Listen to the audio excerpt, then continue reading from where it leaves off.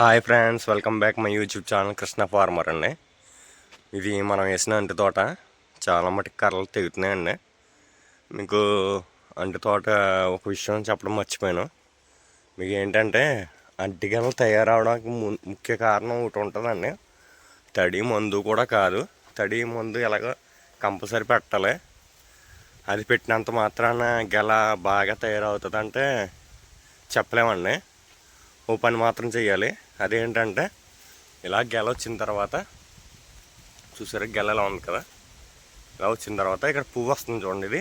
ఇదిగోండి పువ్వు. ఇది పువ్వు మనకి కొంచెం కిందకు వచ్చేదాకా చూడాలండి. అప్పుడు వరకు అంటే కొంచెం కిందకు వచ్చినా మనకి ఇంకా గెల్ల అంటే అత్తలు ఇంకా రావచ్చండి, చెప్పలేము. అందుకని కొంచెం ఇంకా కిందకి రావాలి. ఈ పువ్వు కొంచెం కిందకు వచ్చిన తర్వాత మనం పువ్వు అనేది కొయ్యాలండి. పువ్వు కొయ్యకపోతే కనుక పువ్వు బాగా కాడ పెద్దదైపోయి మీకు చూపిస్తాను కూడా కొయ్యలేంది. అంటే మనం తడెట్టామండి, తడి పెట్టిన వల్ల మనకి కుదరట్లేదు చూపించడానికి. చూపిస్తాను ఆగండి. మనమైతే మ్యాక్సిమం తడి ఇప్పుడు రెండోసారి తడి అవుతుంది. ఈరోజు అయితే మార్కెట్ అయితే బాగానే ఉందండి. అసలు ఈ రోజుల్లో అయితే మార్కెట్ వచ్చి 6 కర్రలు 600 కింద వెళ్ళలేదండి. కానీ ఇప్పుడైతే కర్రలు బాగుండడం బట్టి 1400 1500 వెళ్తుంది. అంటే మొన్న తుఫాన్కి చాలా మటుకు కర్రలు పడిపోవడం వల్ల చాలా నష్టం జరిగిందని చాలామందికి. కానీ ఏంటంటే ఇప్పుడు వేసుకున్న మా లాంటి వాళ్ళకి లాభసాటిగా పోతుందండి అంటికాయ మార్కెట్. ఇంకోండి ఇదైతే చూడండి ఒకసారి.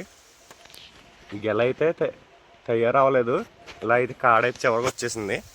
ఇదైతే కంపల్సరీ కోసేయాలండి.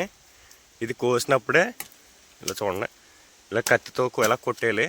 ఇలా కోసినప్పుడే గెల అనేది తయారు అవుతుంది, లేకపోతే అవ్వదండి. మనం ఎంత మందు పెట్టినా ఏం చేసినా తయారవ్వదు. చాలా టైం పట్టేస్తుంది గెల తయారవడానికి. మనం ఇంకోండి అంటి పువ్వు కోసింది అయితే మనం ఇంచుమించి ఇది వారం రోజులు అవుతుందండి. అంటి పువ్వు కోసి చూసారు గెల అంత తయారైంది, అంత నీట్గా ఉందో. ఇలా తయారవుతుందండి. పువ్వు కొయ్యకపోతే మాత్రం ఇంకోండి ఇలా నాసికార కింద ఉంటుంది. మనం చూసుకుని జాగ్రత్తగా కోసుకోవాలండి పువ్వులు అనేది. పువ్వు చాలా ఇంపార్టెంట్ అండి కొయ్యడంలో. పువ్వు కొయ్యకపోతే కనుక గెల అనేది చాలా లేట్గా, అంటే మనం ఫాస్ట్గా రావాలని గెల కూడా చాలా లేట్గా వస్తుంది. తయారు కూడా చాలా లేట్ అవుతుంది. ఇంతలోకి మనకు మార్కెట్ కూడా అయిపోవచ్చండి. కంపల్సరీ పువ్వు అనేది కోసుకోవాలండి. మెయిన్ ఇంపార్టెంట్ అదే. పువ్వు కొయ్యకపోతే కనుక గెల అనేది సరిగ్గా తయారవ్వదండి. అందరికి చెప్పేది అదే. పువ్వు అనేది మెయిన్ కోసుకోవాలి. ఇంకొక కాడ ఎలా వచ్చేసినప్పటికి కంపల్సరీ పువ్వు అనేది కోసేయాలి. కొయ్యకపోతే ఇబ్బంది. కొయ్యాలి కంపల్సరీ. కొయ్యకపోతే తయారైనది చాలా స్లోగా అవుతుంది అంటికాయలు. ఈ కర్పూర కాబట్టి కంపల్సరీ కోసుకోవాలండి. ఇంకొంచెం చూసారా చిన్న చిన్న కర్రల కింద వేస్తుంది. కొన్ని చోట్ల అలాగే వేస్తుంది, తయారవుతుందండి. కంగారు పడకూడదు. మనం మ్యాక్సిమం 24 కర్రలు అన్నాం. పర్లేదు, రేటు బాగానే ఉందండి.